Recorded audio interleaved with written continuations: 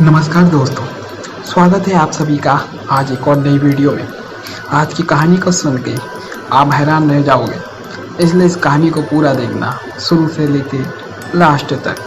तो चलिए शुरू करते हैं आज की इस वीडियो को बिना किसी देरी के साथ। हाँ दोस्तों, अगर आप चैनल पर नए हो तो सब्सक्राइब ज़रूर कर देना और इस वीडियो को अच्छी लगे तो लाइक भी कर देना। तो चलते हैं। यह कहानी एक ऐसी लड़की की है जो भूत प्रेतों को महसूस कर सकती है और उसके जीवन में दो ऐसी भूतिया हादसे होते हैं जिन्हें आप इस कहानी के माध्यम से पढ़ सकते हैं। यह कहानी गुस्सैल आत्माओं पर आधारित है। एक रात में मेरा बॉयफ्रेंड और मेरी दोस्त यूं ही कार में घूम रहे थे। कोई खास प्लान नहीं था, बस रास्ते में एक पुराना कब्रिस्तान दिखा और न जाने क्यों हमें वहां जाने का मन हुआ। हमें भूत प्रेत जैसी चीज़ों में बहुत दिलचस्पी है।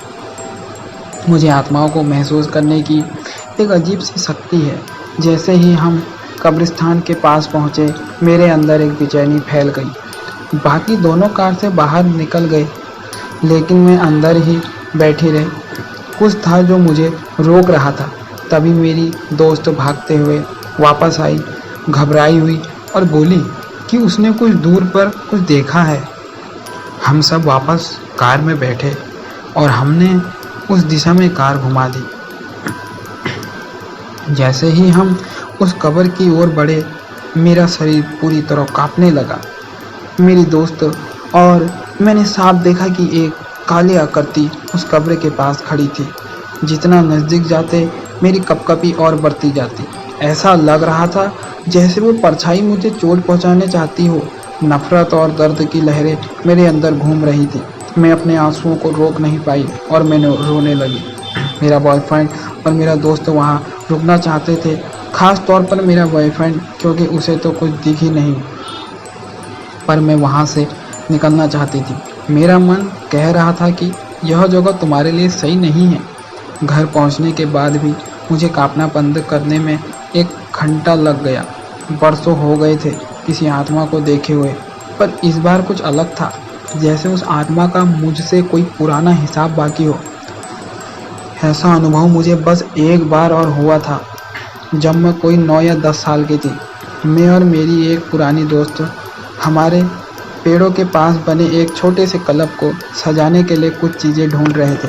तभी हमें सीमेंट की कुछ पट्टियों का ढेर मिला। वहाँ कुछ जंग लगे टीन के डिब्बे और अजीब सी चीज़ें बिखरी थी। वो दूसरी ओर चली गई और मैं नज़र एक छोटे से गड्ढे पर पड़ी। उसके अंदर एक डिब्बा था। गड्ढा इतना छोटा था कि उसमें बस वही डिब्बा आ सकता था, कुछ और नहीं। मैंने जैसे ही हाथ बढ़ाया, उस गड्ढे से एक जली हुई काली खुरदुरी हथेली ने मेरी कलाई जकड़ ली। एक झटका सा लगा, जैसे मेरी कलाई आग में जलने लगी हो। मैं चिल्लाई, खुद को छुड़ाने की कोशिश की, लेकिन वो पकड़ इतनी मजबूत थी कि मेरी सांस अटक गई। काफ़ी जोर लगाने के बाद जब हाथ छूटा तो मेरी कलाई पर एक काले हाथ की छाप थी, गहरी चमकती हुई। मैं डर के मारे पलटी और ज़ोर ज़ोर से अपनी दोस्तों को पुकारा। जब वो वापस आई, निशान गायब हो चुका था। आज तक उस कब्रिस्तान वाली रात को जो मेरी दोस्त साथ थी, सिर्फ वही मेरे उस बचपन की घटना पर यकीन करती है। बाकी दुनिया अब भी यही मानती है कि मैंने बस कुछ महसूस किया, लेकिन मैं जानती हूँ जो मैंने देखा वो असल था, और मैं सिर्फ यही चाहती हूँ कि कहीं ना कहीं कोई तो है जो मुझ पर यकीन करे। तो दोस्तों, उम्मीद करता हूँ कि आपको ये कहानी पसंद आई होगी, इसलिए वीडियो को लाइक कर देना और चैनल को सब्सक्राइब करके कमेंट में अपनी राय ज़रूर मिलाना। तो दोस्तों, फिर मिलेंगे अगली वीडियो के साथ बहुत जल्द। तब तक के लिए गुड बाय।